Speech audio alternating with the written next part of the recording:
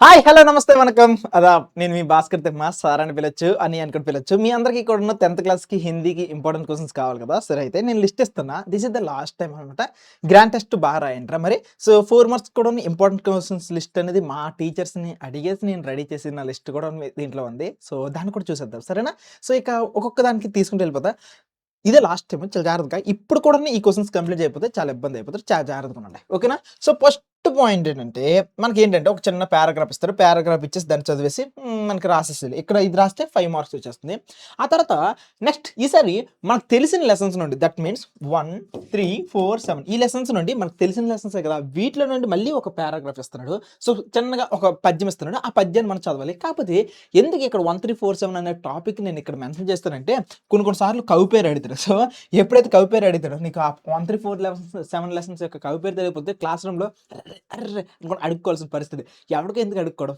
మనం చేసేసుకుందాం సరేనా ఆ తర్వాత నెక్స్ట్ చూడండి ఇక్కడ ఒక పారాగ్రాఫ్ ఉంది ఈ పారాగ్రాఫ్ని యూజ్ చేసుకుని మనము ఆన్సర్ రాయాల్సి ఉంటుంది సో ఈ పారాగ్రాఫ్ చూడండి ఇక్కడ మళ్ళీ కొన్ని క్వశ్చన్స్ ఇస్తాడు ఇలా ఆ తర్వాత మళ్ళీ ఇది మనకు తెలియని లెసన్స్ నుండి అంటే అప్పటి నుండి మళ్ళీ ఒక పారాగ్రాఫ్ ఇస్తాడు దాని నుండి మళ్ళీ అడుగుతాడు అనమాట సో దీని నుండి ఆన్సర్ చెప్పేసి ఉంటుంది ఆ తర్వాత మనకు తెలియని పోయం ఒకటి ఇచ్చేసి దాని నుండి మళ్ళీ అడుగుతాడు సో ఇక్కడ వరకు మీరు అబ్జర్వ్ చేస్తే పారాగ్రాఫ్లు పోయంలు ఈ ప్యాటర్న్లో మీకు టోటల్గా 25 మార్క్స్ ఉత్త పుణ్యాన్ని మీకు ఇచ్చేస్తారు చదవడం రాయడం వచ్చేసి కాస్త స్కిల్స్ ఉంటే అటు ఇటు చూసి ఓకేనా దెబ్బకి ఇవి అయిపోతాయి ఆ తర్వాత నెక్స్ట్ చూద్దామా నెక్స్ట్ ఏంటంటే కవి పరిచయాలు సో కవి పరిచయాల్లో మనకి పద్యభాగం సంబంధించిన కవి పరిచయాలు ముగ్గురు ఇస్తారు అబ్బా ఆ ముగ్గురు పేర్లు ఏంటంటే విష్ణు ప్రభాకర్ కాక కాళేకర్ శ్రీప్రకాశ్ వీళ్ళు ముగ్గురు తప్ప ఇంకెవ్వరు లేరు ఓకేనా తెలుగుకి హిందీకి తేడా ఏంటంటే హిందీకి వాడే పారాగ్రాఫ్ ఇచ్చి వాడే మనకి గ్యాప్స్ ఇచ్చి వాడే మనకి ఆన్సర్ టైం అంటాడు ఇంతకన్నా గొప్పలు ఇంకెవరు ఉంటారు సో గొప్ప కట్టుబాట్లు కదా హిందీకి సో ఈ ముగ్గురు కవుల గురించి నేర్చుకోండి ఆ తర్వాత నెక్స్ట్ ఇక్కడ చూడండి హైలైట్ ఆఫ్ ది పాయింట్ మనకి పైన ఒకటి కింద ఒకటి ఇస్తున్నాడు కదా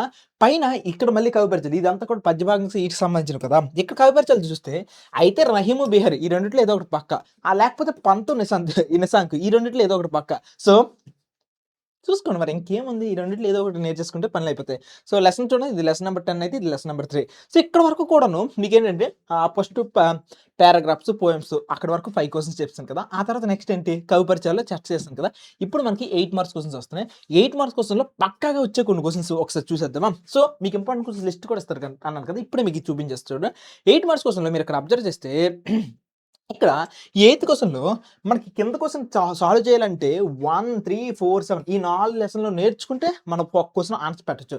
దానికి బదులుగా పైన దాంట్లో చూస్తే 4 పోయమ్స్ ఓకేనా 'నీతి దోహి' అనే లెసన్‌లో నుండి 4 పోయమ్స్ మనది కాదురా బాబోయ్ టైం అనుకుని నేర్చుకుంటూ వెళ్ళిపోతే అమ్మోడిదయ్యా కరెక్ట్‌గా వచ్చేస్తది. సో సాల్వ్ చేసుకుంటూ వెళ్ళిపోవచ్చు. ఆ తర్వాత ఇక్కడ ఈ క్వశ్చన్ అయితే మనం సాల్వ్ చేయలేంలే. ఎందుకంటే 2, 5, 6 ఈ 3 లెసన్స్‌లో నుండి ఒకటి ఇస్తాడు. లేకపోతే 10th క్వశ్చన్‌లో చూస్తే లెసన్ నెంబర్ 8, 9, 10, 11, 12 ఈ లెసన్స్‌లో నుండి ఇస్తాడు. సో ఇప్పుడు ఈ లెసన్‌కి మనకి ఇంపార్టెంట్ క్వశ్చన్స్ లిస్ట్ ఇవ్వడానికన్నా ముందు ఒక్క సెకను ఈ 11th క్వశ్చన్ ఉంది కదా! ఈ 11th క్వశ్చన్ ఒకసారి చూడండి. అయితే ఇది నాన్ డీటెయిల్ నుండి 'దో కళాకార్' లెసన్‌లో 3 క్వశ్చన్స్ ఉన్నాయి. 'అనకోపయ్యలో' 3 క్వశ్చన్స్ ఉన్నాయి. ఈ మొత్తం ఈ 2 లెసన్స్ కలిపి చదువుకోండి. మనకి ఈ క్వశ్చన్స్ ఇంక సాల్వ్ అయిపోతాయి. ఎందుకంటే మనకు టోటల్‌గా 4 ఉన్నాయి ఉపవాచకాలు. దాంట్లో మనం 2 లెసన్స్ గట్టిగా నేర్చుకుంటే ఏదో ఒకటి పక్కగా వచ్చేస్తాయి. ఇప్పుడు మీకు 4 మార్క్స్‌కి ఇంపార్టెంట్ క్వశ్చన్స్ లిస్ట్ అడిగారు కదా! దాన్ని కూడా చెప్పేస్తే ఒక పని అయిపోద్ది. ఒకసారి చూడండి. సో 4 మార్క్స్‌కి ఇంపార్టెంట్ క్వశ్చన్ లిస్ట్ ఒకసారి చూసిస్తే సో ఇది మళ్ళీ చూడండి. సో 'ఈద్‌గాహ్' అనే లెసన్, 'లోక్‌గీత్' అనే లెసన్, ఆ తర్వాత అంతర్రాష్ట్రీయ పరిస్థితి హిందీ అండ్ 'స్వరాజ్' అనేవి ఈ లెసన్‌కి సంబంధించి ఒకసారి స్క్రీన్ షాట్ మంచిగా తీసుకుంటారు. నాకు తెలిసి కనిపించదు. ఓకే. 'ఈద్‌గాహ్' అయిపోయింది. ఆ తర్వాత ఈ 4 అయిపోయింది కదా! ఆ తర్వాత నెక్స్ట్ మళ్ళీ చూడండి. 'దక్షిణ గంగ', 'జల్ హి జీవనం', 'ధరతీకి సభలు'. సో ఇది ఇంపార్టెంట్ క్వశ్చన్. లేదన్నా నాకు ఇంకా వేరే టైపు కావాలి ఇంపార్టెంట్ క్వశ్చన్స్ అంటే ఎవరైనా హై అచీవర్స్ ఉంటే హై అచీవర్స్ చూడండి మీకు కొన్ని క్వశ్చన్స్ 1, 2, 3, 4 సో ఇప్పుడు నేను ఏవైతే దాంట్లో ముందిచ్చానో ఆ క్వశ్చన్స్ కానీ కంప్లీట్ చేయకపోతే ఈ క్వశ్చన్స్ మళ్ళీ చూడండి. ఇందులో ఏవైనా ఫస్ట్ అవి కంప్లీట్ చేసాక వీటిలో ఇంకేమైనా కవర్ కాని ఉంటే ఇప్పుడు ఇచ్చిన లిస్ట్లో చెక్ చేసుకుని వెళ్ళండి. సో మా టీచర్స్ని గట్టిగా అడిగి గట్టిగా సెగ్రిగేట్ చేసి తెచ్చినాం అనమాట. ఆ తర్వాత మీకు 8 మార్క్స్ క్వశ్చన్స్ ఉన్నాయి కదా 8 మార్క్స్ క్వశ్చన్స్కి ఒకసారి లిస్ట్ చూసేద్దామా. సో లేఖక పరిచయం కవి పరిచయం అయిపోయింది కదా. నెక్స్ట్ ఇప్పుడు మనకి 8 మార్క్స్ క్వశ్చన్లో చూసుకున్నట్లయితే పద్య భాగం సంబంధించి కొన్ని క్వశ్చన్స్ చూడండి. మనకు పద్య భాగంలో బర్స్తే బాధలు ఒకటి నెక్స్ట్ భర్త బాధల సారాంశం ఒకటుంది. భక్తి పదం ఉంది. ఈ 2 లెసన్స్ మనం నేర్చుకుంటే చాలు. కానీ కనకనక అధికారి ఎందుకు స్కోప్ వదలాలి? ఈ 3 నేర్చుకోండి. మూడిట్లో ఒక సారాంశం వచ్చేస్తుంది. ఆ తర్వాత ప్రోజ్ ఉంది కదా! ప్రోజ్‌లో ఈద్‌గాహ్ సారాంశం, లోక్‌గీత్ సారాంశం ఈ 2 నేర్చుకోండి. ఇంకొకటి ఆప్షన్‌లో పెట్టుకోండి. ధర్తీకి సవాలు. సో, ఇది నేర్చుకుంటే సెట్ అయిపోద్ది. అయితే నేను 10థ్ క్లాస్‌లో ఒకవేళ నాకు గాని హిందీ సరిగ్గా రాకపోతే నేనేం చేస్తానంటే, ఈ సారాంశాలు నేర్చుకొని మొత్తం అన్ని సారాంశాలు కూడేస్తాను. మొత్తం సారాంశాలు నేర్చుకొని 4 మార్క్స్ క్వెషన్స్ అడుగుతున్నాడు కదా! అక్కడ నేను ఏవైనా 4 మార్క్స్ క్వెషన్స్ రాకపోతే ఆ లెసన్‌కి సంబంధించిన సారాంశం రాసి పడేస్తాను. అట్‌లీస్ట్ 2 మార్కులైనా ఏస్తారు. సో, అట్లా నేను ప్లాన్ చేస్తాను. టెక్నాలజీ ఓకేనా? డన్. వన్స్ ఇది అయిపోయింది కదా! దాని తర్వాత నెక్స్ట్ చూడండి. సో, మళ్ళీ ఇచ్చానేంటి? ఓకే. 'దో కళాకార్' నుండి ఏం ఇంపార్టెంట్ క్వెషన్స్ చూడండి. 1 'అనోక పై' నుండి ఈ 3 ఇంపార్టెంట్ క్వెషన్స్. ఓకేనా? డన్. ఈసారి నెక్స్ట్ చూడండి. మనకి ఈ క్వెషన్ ఏమిస్తాడంటే పత్రలేఖనం గురించి అడుగుతాడు. పత్రలేఖనంలో మనకి ఏమేమి పత్రాలు ఉంటాయి? చిట్టి పత్రం, పుస్తక విక్రేత. కొద్దిగా జాగ్రత్తగా చూడండి. ఫ్రెండ్‌కి లెటర్ రాసేటప్పుడు యాత్ర వర్ణన గురించి, తండ్రి గురించి అనుమతైనా అడగొచ్చు, డబ్బులైనా అడగొచ్చు. రెండిట్లో ఏదైనా అడగొచ్చు. ఈ 4 పత్రాలు కంప్లీట్ చేయండి.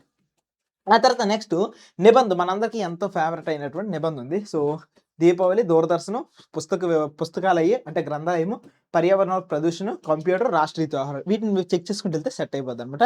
సో, ఈ 6 నిబంధనలు నేర్చుకోండబ్బా! మరి ఎట్టి పరిస్థితిలో ఇంకా ఛాన్స్ తీసుకోకండి. ఇవి మేజర్‌గా నేను చెప్పాలనుకున్న విషయాలంతా కూడాను. సో, ఇక్కడితో మీకు ఈ లెసన్‌కి సంబంధించిన ఏవైతే ఇంపార్టెంట్ క్వెషన్స్ లిస్ట్ ఉన్నాయో అవన్నీ చెప్పేసాను.